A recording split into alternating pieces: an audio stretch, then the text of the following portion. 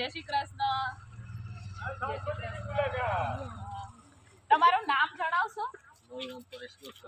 બરાબર, સરસ. આ પરેશભાઈ છે, શાકભાજી વેચે છે.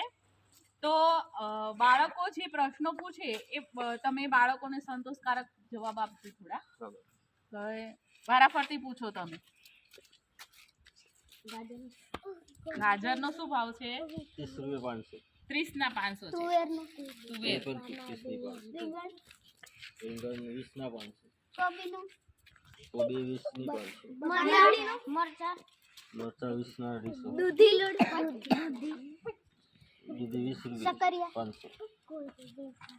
શક્કરિયા. બટાકા ડુંગળી બટાકા 30 ના કિલો. એક કરીને પૂછો. ડુંગળી 30 ની કિલો. ધાણા દાણા 20 ના 100. ટામેટા ટામેટા 30 ના 250. મેથી ગિલોડી 30 ની 500.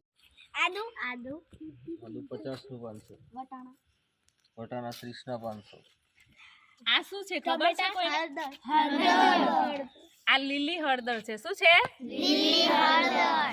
આ હળદર શિયાળામાં ખાઈએ તો સ્વાસ્થ્ય માટે બહુ સારી હોય છે અને આનું અથાણું પણ બને છે અને કટકી બનાવીને આપણે ખાવી હોય તો કટકી બનીને પણ ખવાય કે એને થોડા નાના પીસ પાડી દેવાના અને મીઠું નાખી દેવાનું, થોડું લીંબુ નીચે નાખવાનું અને એ પીસ તમારે જેમ આપણે આમળાને ચૂસીએ ને એ રીતે થોડા ચૂસીએ.